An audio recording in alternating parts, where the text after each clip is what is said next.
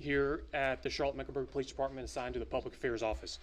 Today, CMPD is releasing our 2023 end-of-year report. This annual report contains information about crime and safety, major CMPD operations and initiatives, community engagement, recruiting, and much more. The overall goal of this report is to best communicate to the community the work of the Charlotte-Mecklenburg Police Department and the state of public safety here in Charlotte. We're here this morning at the Law Enforcement Center in Uptown Charlotte to preview this report and answer your questions. For those in attendance and for those watching us remotely, we appreciate your interest in the Charlotte-Mecklenburg Police Department and public safety in Charlotte for 2023. In 2023, Charlotte experienced an overall crime increase of 14%. This overall increase was fueled largely by a property crime increase of 17%. However, violent crime stayed flat compared to 2022, meaning there was no change. CMPD handled more than 1 million 911 calls for service, which is a 6% increase from 2022, and over 534,000 police interactions, which is also an increase that is 12% increase over 2022. We have a lineup of speakers here with us today to dive into some important topics related to CMPD for 2023 and as we look forward to 2024. Please note that we'll take questions at the very end after all speakers deliver their remarks. CMPD faced difficult challenges in 2023, but we also saw some great success. CMPD Police Johnny Jennings will come now to preview CMPD in 2023. Chief. Thank you. Certainly appreciate everyone being here. Let me just start and say that it's such an honor for me to be the police chief in such a great city of Charlotte in Mecklenburg County. This is phenomenal work that we see every single day within our agency and our people that do the work on the ground every single day to keep our community safe. And I think that some of the results have indicated that we have been doing a lot of great work in 2023. As Lieutenant Petrus mentioned, overall crime is up, and we certainly aren't where we want to be. But I do want to consider this, that since I've been the police chief in 2020, my focus has been on the reduction and management of violent crime. And if we go back the last couple of years, violent crime in 2021 was down an overall 7%. Violent crime in 2022 was down an additional 5%. So when we talk about this year being flat, we still wanted another reduction, and unfortunately we didn't get that. However, the fact that we have been down the last 2 years, and then on top of that, this year we have not seen any significant increase, I think is a testament to the work that our men and women do every single day. As Lieutenant Petrus also mentioned, property crime being such a challenge for us. Property crime was driven so much by the auto thefts, particularly when we talk about the Hyundai and Kia auto theft strings that we've been seeing across the country, not just isolated here in Charlotte-Mecklenburg, but also across the country, and some of the challenges that my colleagues in other major cities have been dealing with and have seen it probably far worse than what we've even seen it here in Charlotte.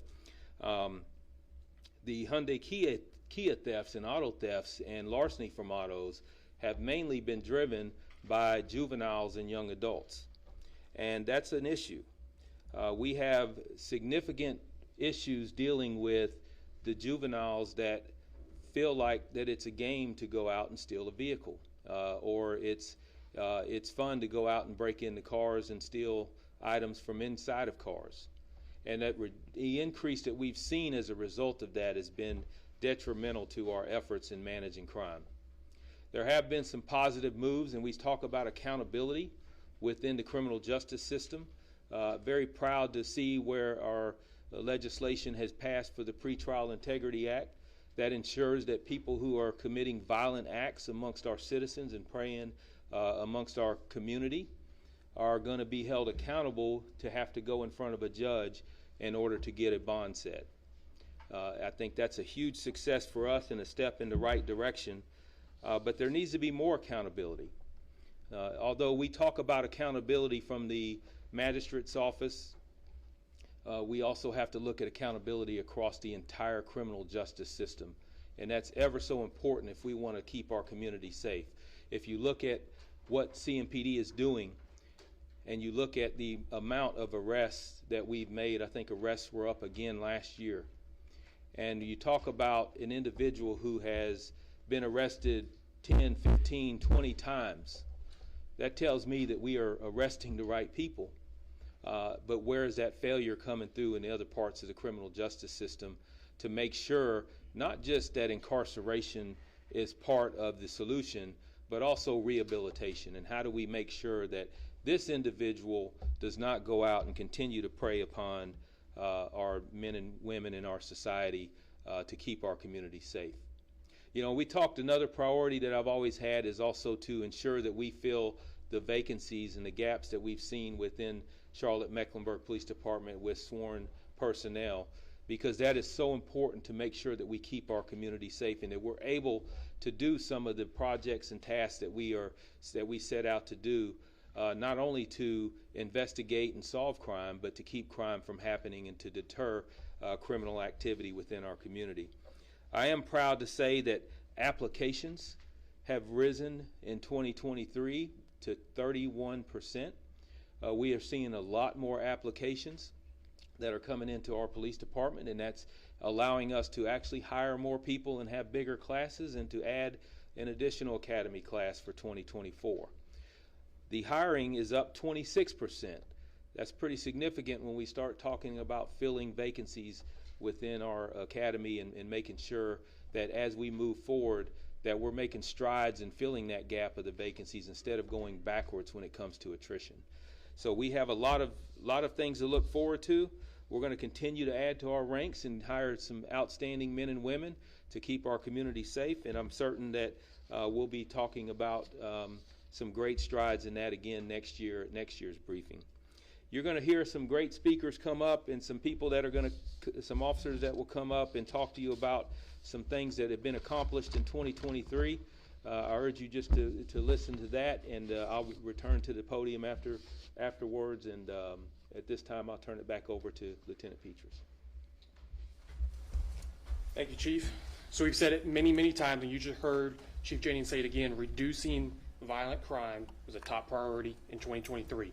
A lot of work and collaboration went into us CMPD staying flat for violent crime in 2023. Coming next is Major Michael Ford of the Special Investigations Bureau. He'll provide some insight into our efforts to curb violent crime in 2023. Major. Hello, my name is Major Michael Ford with the Special Investigations Bureau. As Chief Jennings said, one of our biggest successes this year has been keeping our violent crime flat compared to the decreases we saw the last 2 years, and despite the rapid growth of our city. On top of the violent crime staying flat, our homicides fell by 11% in 2023. Our clearance rate remained close to 80%, which helps to bring some peace to families affected by these senseless acts of violence. The national homicide clearance rate average is just above 50%, which shows how great our homicide unit really is, one of the best in the country. As we always say, every single homicide represents a member of our community whose life was ended far too soon. During these investigations, we get to learn a lot about who the victims were through their families. The sad reality is our youngest homicide victim in 2023 was just 12 years old. The oldest was 68. Homicides don't just affect family and friends, they cause ripples of devastation throughout our community. Our clearance rate is what it is because we don't forget our victims. Our detectives work tirelessly to investigate each one of these homicides. In addition, our crime scene search, lab personnel, real-time crime center, crime analysts, patrol units, and our violent criminal apprehension team all have a critical role in the investigation and help lead us to a suspect and ultimately a conviction. You've also likely seen in the news this past year the incredible work of our cold case unit using the relatively new field of forensic genetic genealogy. We're able to bring closure to families who have gone decades without answers about what really happened to their loved ones. This is something we're really excited about moving into 2024. In addition to the drop in homicides, we also saw an 8% reduction in robberies. Any reduction in violent crime in a city rapidly growing as Charlotte is no small feat and takes a holistic approach. We are strategic about placing our officers in the most critical areas of the city to increase visibility and proactively deter violent crimes. Our crime reduction units do a great job with patrols in high crime areas. Our officers are not just simply responding to calls for service, they're taking the initiative to prevent crime through community interactions. The goal is to break cycles of violence in our community, whether that's through an arrest, a gun seizure, or simply having conversations with members of the community and sharing the information. Unfortunately, in 2023, we saw a 3% increase in overall aggravated assaults, which includes a 7% increase in aggravated assaults with a firearm. We're finding out more and more that conflicts, particularly among young people, are not being settled with words or even fists, but rather with the pull of a trigger. That is alarming to the Charlotte-Mecklenburg Police Department. Our entire society needs to learn better conflict resolution, and especially among our youth. Our officers and detectives do a massive amount of work to get firearms off the streets, and we'll get into some of that great work here in a second. But all too often, weapons are finding their way into the wrong hands and being used to commit violent acts. The unfortunate reality is that those violent acts often involve our juvenile population. A split-second decision to pull a trigger can ruin multiple lives: the victims, the suspects, and in very tragic cases, the lives of innocent bystanders. As we enter 2024, we're urging our residents to practice better awareness, restraint, and self-control, and teach those principles to their children. Now back to the positives for the Charlotte-Mecklenburg Police Department. This past year, we've taken 3,432 firearms off the streets of Charlotte. That's a 10% increase from last year. That's a great number that shows how hard our men and women work in patrol and investigations to make the city safer. You'll hear next more about some very successful operations in 2023 and the great work of our specialized units. Thank you.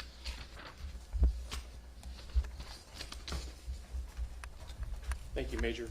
The Crime Gun Suppression Team is one of the specialized units that we have here at CMPD, and that team is at the forefront of our efforts to impact violent crime. Sergeant Daniel Bignell of the Crime Gun Suppression Team is going to come now to share more of that success with that team in 2023. Thank you. Good morning. I'm Sergeant Dan Bignell. I'm the supervisor of the Crime Gun Suppression Team. The Crime Gun Suppression Team, or CGST, started about 3 years ago when we took the gang unit, we took the shooting into occupied property unit, and we took the targeted response and apprehension team. We merged them together. This team combines a special skill set to investigate gun crimes that happen in a series. These aren't random isolated shootings, but a part of a pattern of behavior from people who often operate in groups. The CGST is a critical tool in reducing violent crime, especially shootings in Charlotte. We've had some great successes, and we've had some great seizures. In 2023, the Crime Gun Suppression Team locked up 212, we made 212 arrests, seized 244 firearms, 49 of those guns were reported stolen. We even seized $130,000 in cash linked to criminal activity. Unfortunately, as you'll hear today, our detectives continue to see these offenders trend younger. In 2023, juvenile suspects were involved in 108 shootings. That's a 33% increase from the previous year.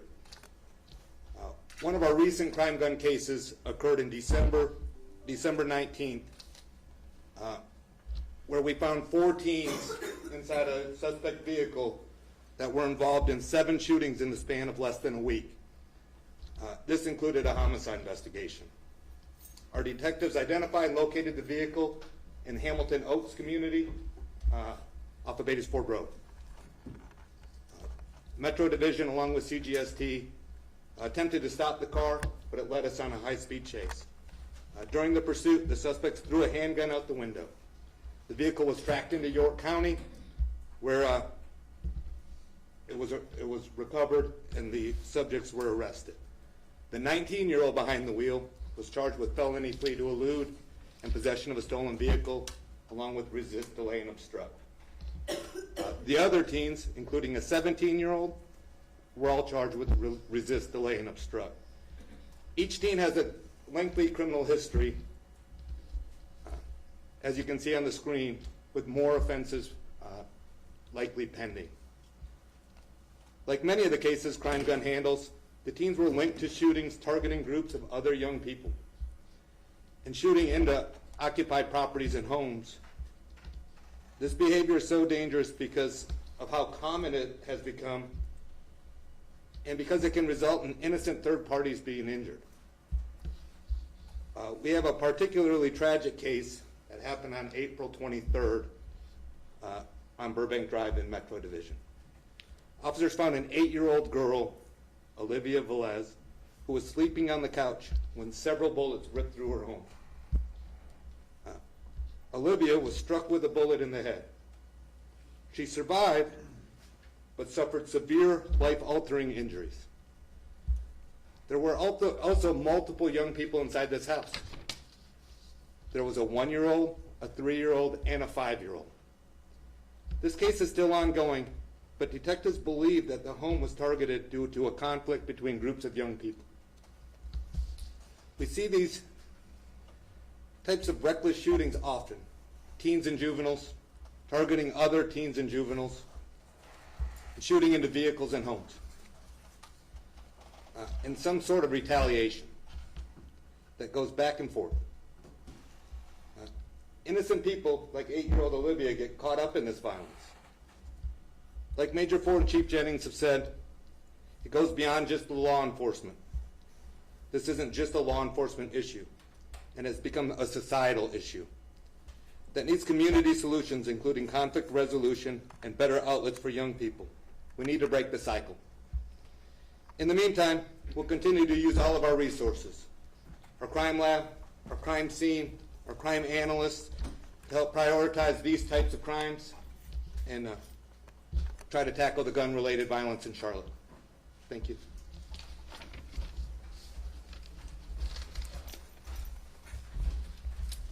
The uptown area of Charlotte truly is the heart of the city, with many people passing through it every day. The Central Division had a plan in 2023 to impact crime in that area, and Major Brett Balamucky is here now to share more about Operation Heartbeat. Major?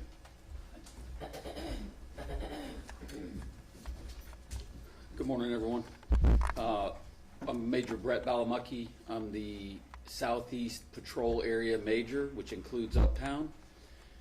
After we have incidents like July 4th and New Year's Eve with large amounts of juveniles and some disruptions uptown and violent crime that results with that, it brings concern, to the safety of Uptown, and it brings concern to the people that come to visit. I'm proud of those responses that the department had with both of those large events. One resulted in 47 arrests, 17 juveniles, arrests or citations. 4th of July had another dozen with 11 juveniles charged and guns seized. But again, as you've heard earlier in this briefing, juveniles, guns, violence, those are the things that are really driving the things around Charlotte on top of the property crimes and the recidivism. I'm proud to say the Central Division had a 3% reduction in violent crime for the year.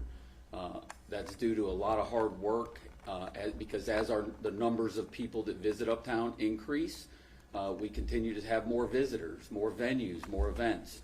But we're very proud of that 3% reduction. Today I want to really highlight an operation that was done throughout the entire year. That operation is called Operation Heartbeat. And what it was is we looked at specific areas, the division looked at specific geographic areas that had high traffic, high volume, a lot of foot traffic, a lot of people visiting, a lot of concern for safety, and that really hubbed around the Charlotte Transit Center, the areas around the Spectrum Center, the parking lots and businesses around there. So with that, the Central Division met with those community partners and people who were vested into that, along with the district attorney's office, and came up with a strategy to be to really increase communication, to have results. we've got a map that we can pull up with Heartbeat. But before that, you can see that we had a 36% reduction in violent crime in this geographic area known as Heartbeat throughout the year, with a 43% reduction of robberies. So this is, this is very, we're very proud of that work and effort, because where we saw the reduction and the change in culture around the area is that we saw partnerships come together in part of Heartbeat. And if you look at the map, you can see that geographic area that was focused on for the year is that if you committed a criminal act on a property part of this group, the group all would come together and ban people committing criminal acts just on their curtilage. So historically, if you got caught with a gun and drugs, because we had an incident like this just outside the transit center or just in the transit center, it didn't affect you on the business next door. So these people would continue to commit and do illegal acts, but they would just move 50 feet down the street or right across the street, staring at the people who they're usually trying to commit crime around. We had one instance where the Uptown Bike Unit had a man they caught with guns and drugs. He was not concerned at all about the criminal charge. He was more upset that he was being banned from all the area things because representatives from these businesses and our partners came over and told him he wasn't allowed to come on their property as well. And I remember the look on his face when he's like, why can't I come over there? I only had the gun here. And it was because they came together and made a decision that they weren't going to tolerate criminal and violent behavior. That's why I think that the uniqueness of the results of this area trying to change that behavior through those partnerships. As we looked at Uptown, they looked at high traffic areas, right? So the square, the parks, areas that are constantly year-round a focus for violent crime and property crime reduction. So an expansion to Heartbeat became where marked patrol cars with officers in uniform and blue lights going would be stationary in deliberate spots, the square, the parks, so that we increase our visibility, we increase the access for the citizens to connect with our officers, and to really put a sense of safety around Uptown and share information as we're having conversations with people that are visiting the city. One instance that happened at the very end of the year before, right at, getting close to January, is a mother saw the blue lights up ahead reflecting off the building. She comes up in a vehicle and she runs up to the officer with an 18-month-old who's starting to change colors, and she said he hasn't breathed in 3 minutes. So she's like, he's not breathing, in a panic. The officer's able to identify that he was choking and able to give back blows and medical attention to the 18-month-old that resulted in him starting to breathe again, and then get him to medic. So when we talk about presence and engagement and access to police, although that had nothing to do with the crime, it really had an impact on all of the officers of CMPD to know that if you see us and need us, we're here for you. And he was able to save that. And I think the joke around the office was the officer, got the heartbeat back during a heartbeat operation. So, I was very proud of that, that incident, and I think it really shows that commitment that Uptown has. As we look forward to 2024, Uptown's going to continue to be committed with deliberate strategies and continuing to use that power in partnerships, because we can't do it alone. And through those partnerships, we're going to continue to battle crime and increase the feeling and reality of safety. Thank you.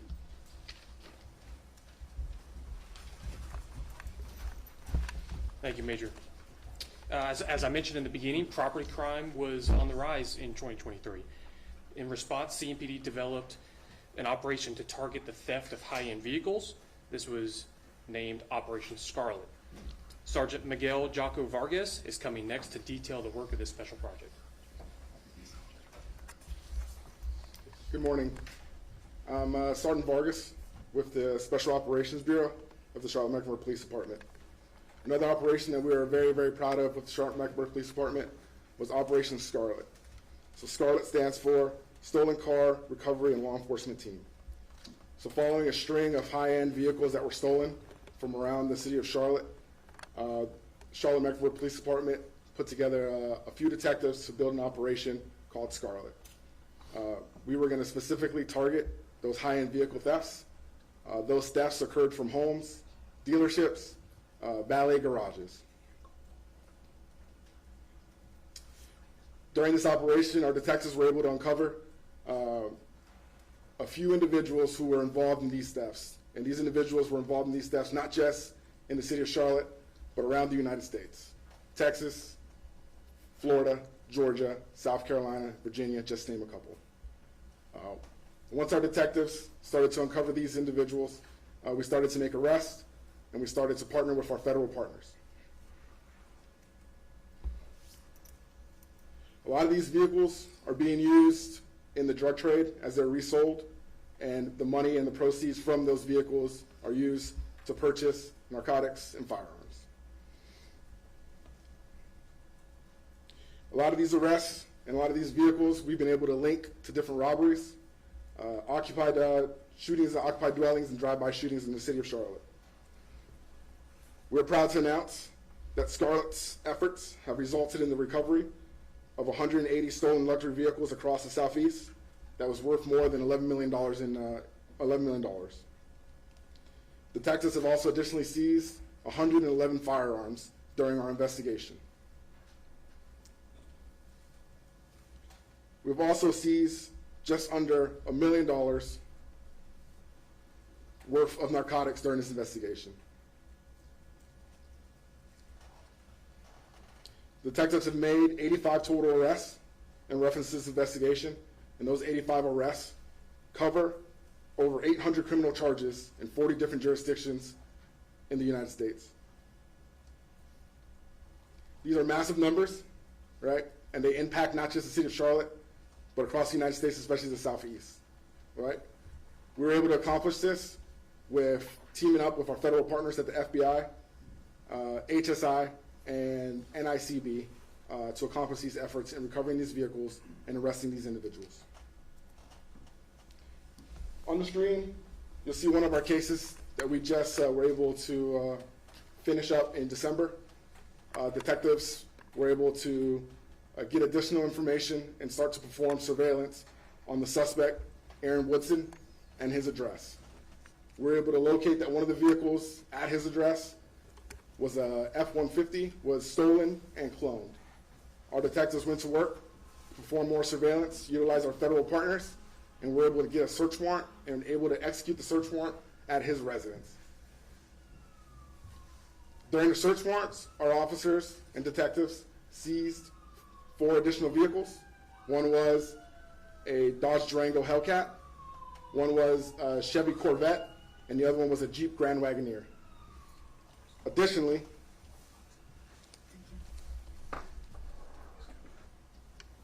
we seized 9 additional firearms, 86 pounds of marijuana, 8 pounds of mushrooms, and just over $590,000 in cash. This case is a perfect illustration of what our detectives have been after and what we have been successful at doing, which is targeting these high-end criminals in the city of Charlotte.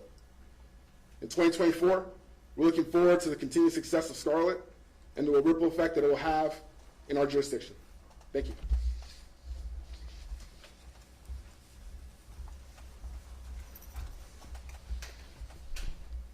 We'll continue now the topic of property crime, and Major Ryan Butler is going to come now to speak about property crime in a little more detail and how juvenile crime also relates.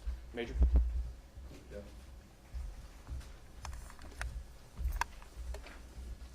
Good morning. I'm Major Ryan Butler with the Patrol Northwest Service Area. As was stated, while violent crime stayed flat across Charlotte, in 2023 we saw a sizable increase in property crime, largely attributing to our overall increase in crime. This past year we saw a 17% increase in property crime.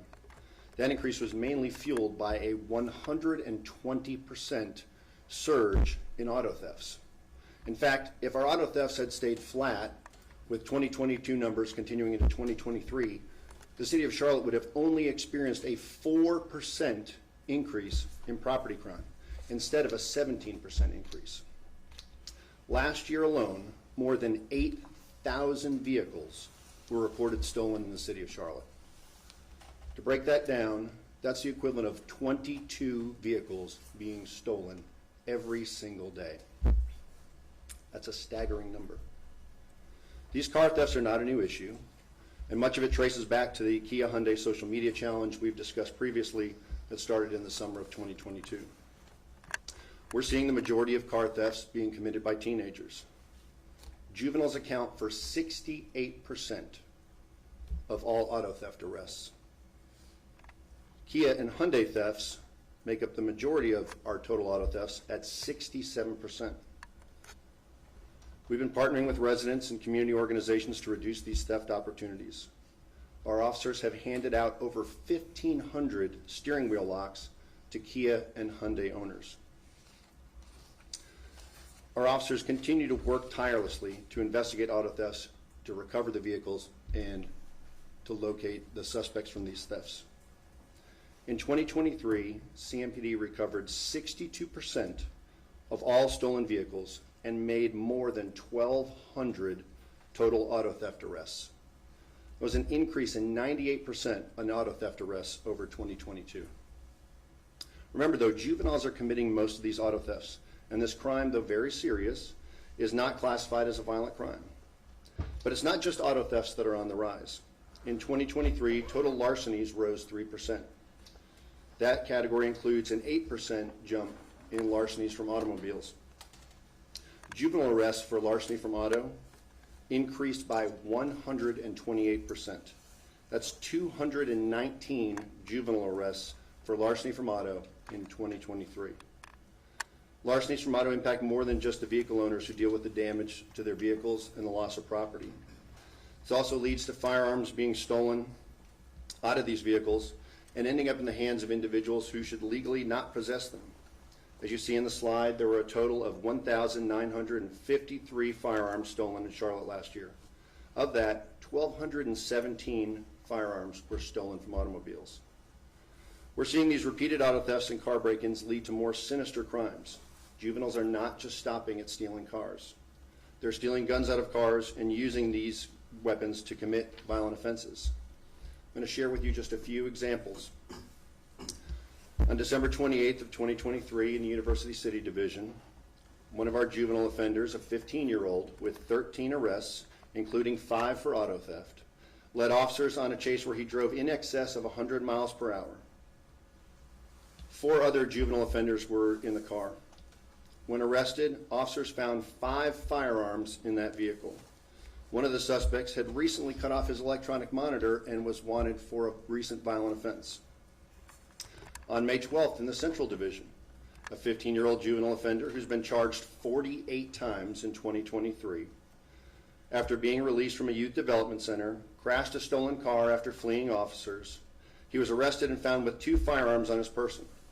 That 15-year-old was arrested 17 times for stealing cars this past year and was found with a firearm every single time he was arrested. That individual currently does not have a secure custody order. On November 16th in the Hickory Grove Division, 16-year-old juvenile offender with 30 charges in 2023 was arrested for armed robbery where he drove a stolen vehicle into an apartment complex, robbed and assaulted a woman, and took her property. There were 3 other juveniles accompanying this suspect. We have endless examples like these. If you add up all the charges for our 3 most prolific juvenile offenders in 2023, it would equal 122 crimes. That's just 2023 numbers. As a society, we have to ask ourselves, how do we allow this to happen? Why are these juveniles, who have shown no remorse or willingness to change, released back into the very communities that they continue to prey upon? Juvenile crime is an issue we've warned the community about at every one of our quarterly press briefings in 2023. It has gained new attention following the New Year's Eve incident uptown, but it isn't just an issue uptown. It's impacting the entire city. And if you look beyond that, the entire state. The Raise the Age law that was implemented in 2019 has created a substantial challenge for law enforcement in providing public safety. Before the law went into effect, 16 and 17-year-olds were treated the same in the criminal justice system as someone who was 18 or older. If they committed a misdemeanor or felony crime, they were taken to jail, processed, went before a judge or a magistrate for terms of release to be established. Under Raise the Age, 16 and 17-year-olds rarely go to jail other than for driving offenses. If they commit a misdemeanor or felony crime, they're arrested as a juvenile. And what happens next, or what doesn't happen next, is important. The vast majority of juveniles who are arrested are simply released back to their parent or guardian. Only a very small number of juveniles receive a secure custody order through the Department of Juvenile Justice, meaning that we take them to a juvenile detention facility. Here's an additional example. We've changed the name of the juvenile. We'll call him Matt Roberts. Matt was found in possession of a stolen vehicle. Officers pulled him over and found a handgun in his waistband with an extended magazine. In a book bag inside the car near him, officers located an additional firearm and marijuana that was packaged for sale. During the investigation, officers ended up going back to his residence and conducting a search of his room. In the room, they found additional drugs and 2 other firearms that had been modified to be fully automatic. Before Raise the Age, Matt Roberts would have been arrested, taken to jail, and processed. Under the current law, Matt Roberts could not be taken to jail because he's 17 years old. In this real-life case, the Department of Juvenile Justice declined to issue a secure custody order for this juvenile. That means he was simply released back to his parent or guardian. This happens all the time. Whether juveniles committing property crime or violent crime, they need to be held accountable for their actions. Under the current laws, there is neither enough deterrence nor corrective action for these crimes. These juveniles and their parents have public anonymity, reducing the ability for law enforcement agencies to share information with each other, for us to share information with communities, and for us to share information with our media partners to focus on public safety concerns. Until something changes, we're going to continue to see our Charlotte citizens preyed upon by a group of juveniles who don't fear repercussions for their actions. That is what our officers and our communities are up against. CMPD will continue to do its part, but we need changes, whether that's through the legislature, or the judicial system, or community outcry. I want to leave you with a couple more because these are historical examples. So this morning I got up, and just like many of us do, looked at my phone to check my email. One of the first emails there was an email from one of our Eastway detectives who had just finished up dealing with a couple of auto theft suspects. So Eastway Division got a call for service. Officers went out there, were able to locate 2 suspects who'd definitely broken into 2 cars, appeared to possibly have been trying to steal them. One suspect is 12, the other suspect was 16. Both of these suspects have established criminal records and are people that we've dealt with numerous times. Earlier this week, I was speaking to an auto theft victim who wanted me to know that although she was going to move on, she felt violated. You know, it doesn't take a violent crime for someone to be impacted. You know, we say it's not violent, it's just property crime. It's just a car theft or a car break-in. Those impact our victims all over the city, our victims in our community, often our family members, sometimes ourselves. These are very serious crimes. And without some method of accountability or system in place to hold individuals accountable, we are going to continue to see these actions in 2024. Thank you.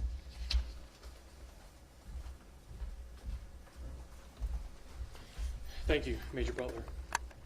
Chief Jennings is going to come now to the podium again to share his thoughts on CMPD's priorities as we move into 2024. And after he concludes his remarks, he'll take some questions. Chief. Thank you. All right, as we wrap this up, certainly, again, appreciate everyone being here, but you've heard a lot of talk throughout the speakers, including myself, about the issue that's revolving around juveniles and juvenile crime. I want to be clear that this is not a knock on the Department of Juvenile Justice. It's not a knock on legislation.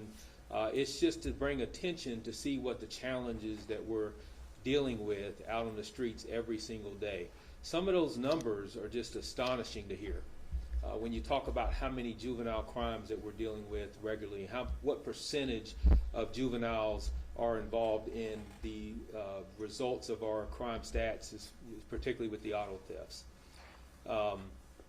we have to really look at what we are doing to ensure that we're keeping our community safe and to ensure that we're protecting the juveniles, not just the ones that are being victimized by crime, but also the ones that are committing the crime. You know, it's important that we know that we are not going to sit and hide behind the fact that there is an issue out there.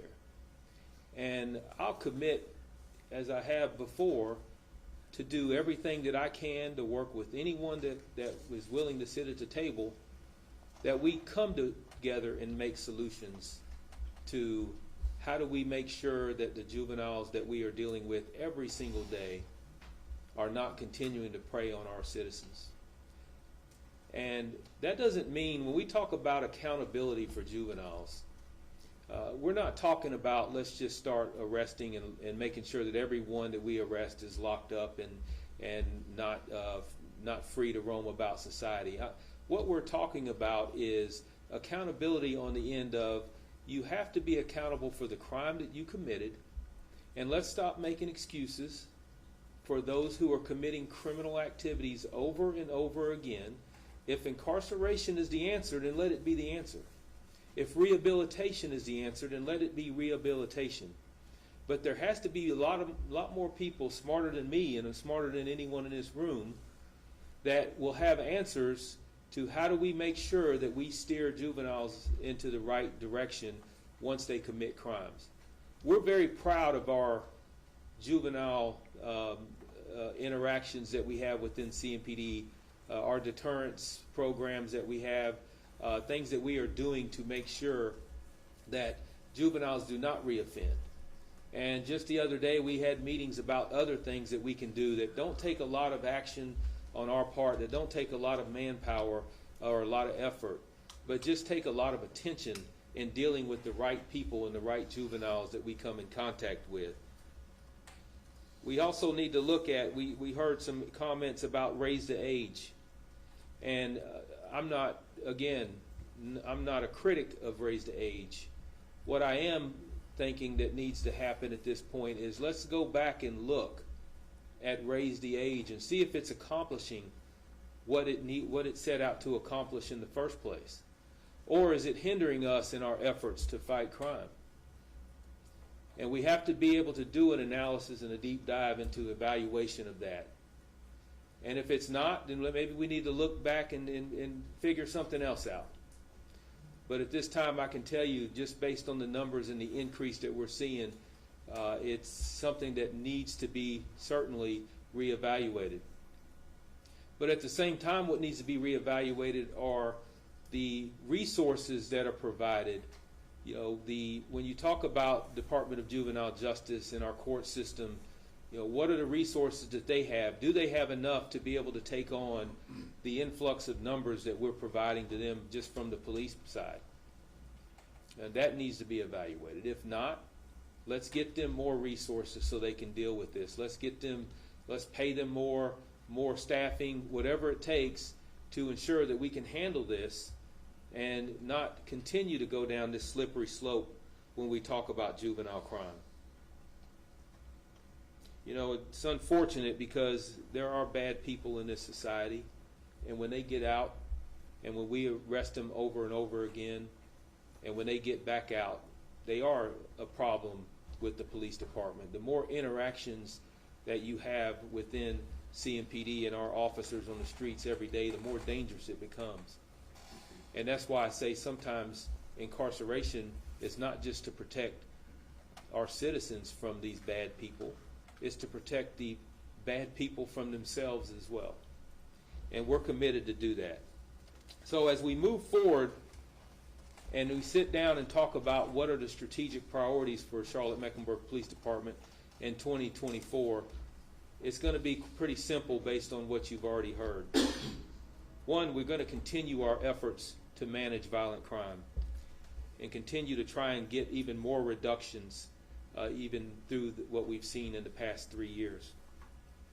We have to reduce our automobile property crime. You not only talked about the auto thefts, but also the larceny from auto. And you heard Major Butler say, had we simply been even in auto thefts compared to what we saw last year, we would be looking at a 4% increase in property crime. And I would say, I would call that a pretty successful year, given the years in the past that we've had as well. Recruitment and retention also continues to be a priority. As I talked about recruiting numbers and how the applications are up, those numbers need to continue to rise. And at this pace, we are looking at being able to fill our vacancies within the next year, year and a half. And that'll be a phenomenal effort on our part as well. And also, we talk about our customer service experience within our officers' interactions with both the people that we serve externally and then also with each other. Those efforts will continue as far as through 2024. So with support from legislation, from council, from all of our representatives and senators, all of that across the state, we hope that we can continue to make changes and continue to do the right thing to ensure that crime does not overtake our society. So with that, I will be glad to take any questions. Yes, ma'am. Good morning. Thank you so much for everything. Thank you. What you do. When it comes to secure and custody orders, do you guys know why some get approved and why some get denied? Yeah, I mean there is a system that they have when we do contact contact DJJ on trying to attempt to get the secure custody orders. A lot of times it is unclear, but they are in a very tough situation. Not only do they have to look at the space that is available, where do we take the juveniles if we do get a secure custody order, but also they need to look at the crime that has been committed along with the history of what that juvenile has been involved in. What I can tell you is that we are far too often missing the boat on that, because when you talk about a juvenile who's been arrested 20, 30 times and still out roaming the streets even before they have a court hearing on their cases, then I think that's a failure for that juvenile and for our community. What would you say to families who are now hesitant to go to events in Uptown like Ramir Bitter Park due to the shooting on New Year's Eve where 5 people were shot?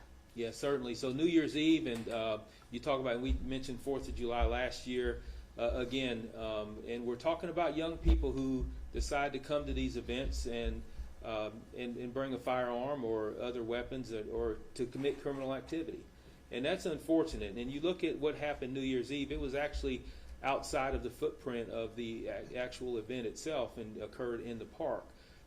And we have to decide as a city and as a community, how do we want our events to go? Do we want to lock them down, secure them to where you have a single point of ingress, egress, security checkpoints, all of that? Hopefully we don't get to that point, because we want to be able to have open, free events where everybody can come out and enjoy. But at the same time, it puts our officers in a very bad situation to where not only are we endangering people in the public who come out to enjoy the events, you're also endangering the officers when you have, you look at the videos of all of that, everyone's running away while our officers are running towards the gunfire, and within seconds, they're either apprehending people or beginning that investigation. So I will say, for the most part, you heard the numbers. Uptown Charlotte is a safe environment. There are some quality of life things that we do need to deal with and that we're hoping to deal with, but also have to be able to deter people from coming uptown mainly during special events as well, for the mere fact of committing criminal acts. So that's a very tough challenge for us. Chief, there's been an uptick in juvenile crime, obviously. So, what are some of your plans for 2024 to reduce that type of crime? Yeah, again, so I laugh when I hear people say, well, what are you going to do about juvenile crime? And yet I can show the numbers of how many times we are continuing to arrest and continue. So it's telling me that we're doing the right thing. And where is that breakdown in the system? And so I know my plan is to have those discussions to figure out where can we do better outside of CMPD and the criminal justice system, in the entire criminal justice system, to ensure that we're doing right by the public and doing right by the juveniles to make sure they get back on track too. But at the same time, we are looking constantly at different things that outside of what we already do through juvenile diversion programs and our summer programs that we have for youth. There's a couple of other things that we are looking at that we have been piloting that we're wanting to put full force. That information will come out later, I'm sure, but I think those will be successful. And we're talking specifically about recidivism. So when we have contact with an individual, a young individual, that we want to make sure that they do not reoffend and become a chronic issue for law enforcement. So, Chief, do we know how many crimes involved juveniles? I think those numbers were up there. If not, we'll get those. Across the board? Yeah, across the board. I think we did have total juvenile crimes was one of the slides that was put up earlier. Did you have a question? Oh, okay. I read your mind. So, yeah. When you talk about juvenile crimes, this is something you guys have talked about many times at these press conferences. Do we have any idea? I know it's hard to pinpoint where it's stemming from, but is social media playing a role? I mean, when I was these kids' age, this wasn't my thought process, to go and grab a gun, and now we're seeing as young as 12. Yes. So is there something that you guys are seeing a pattern of where it's coming from? I can give you my personal opinion, and you answered your own question when you said social media. Because the Kia Hyundai theft is specifically because of social media and how easily it is to steal those vehicles. And that's what sparked a lot of the increase across our entire country when it comes to stealing vehicles, the Hyundai and Kias. So you also see, you look at social media, just how common it is to make videos with guns and cash and drugs and all of that, and it almost becomes accepted within our society. And that's a shame, because young people see that and they want to mimic and mimic that behavior, and they think that's the cool thing, or that's the way society is. And again, we have to make sure that we show other examples, positive examples within our community, that this is not the way to go, this is not the path to go, and the sooner we can get to those young people, the better. Time for one or two more. Yeah. You've been preaching recruitment a lot lately. Yes, yeah. Now you seem to see an increase in recruitment. Yes. What do you attribute the increase to? Well, I think the increase in our recruitment, one of the main things is we worked with across the street with the city and city council, and we were able to actually increase the starting pay so that when you start as a police officer, that pay actually is 2 steps higher than what it was in previous years. And when you start looking at people that are now becoming interested in becoming law enforcement, and if they want to come to North Carolina, then the department of choice is more and more becoming the Charlotte-Mecklenburg Police Department. I think that's a great thing for us. Also, as you look across what's going on since 2020, some of the stigma of policing has subsided to where people are now willing to come in and say, I want to serve and I want a career in law enforcement.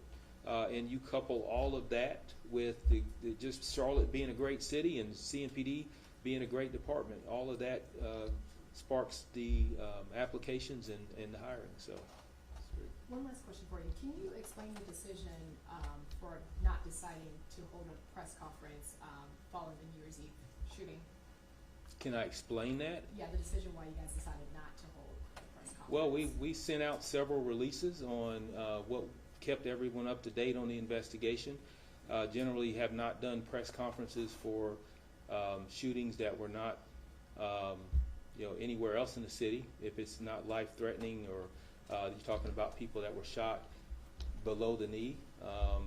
But we were certainly giving out the information. A press conference wouldn't have given additional information for that. So we didn't think it was a need for a press conference. Okay. All right. Thank you. As we wrap up, and before we wrap up, I just want to provide spellings for all of our speakers for you. I know that's something that you probably need. Our first speaker, of course, was Chief Johnny Jennings, Jennings. Hopefully you have that already. Next was Major Michael Ford, Michael, last name Ford, Ford. Next was Major Brett Balamucki, Bret is the first name. Last name is Balamucki. Next was Sergeant Miguel Jaco Vargas. Miguel is Miguel. Last name is Jaco Vargas, Jaco-Vargas. Next was Major Ryan Butler, Ryan, last name Butler, Butler. And of course, then we have wrapped up with Chief Jennings. So we have some copies here, some physical copies of the annual report. We encourage you to take one of those with you. We'll also send out a link that has the annual report. In addition, a media release that breaks down further numbers and so forth. So I encourage you to take a look at those. We're excited about 2024. Thank you for joining us.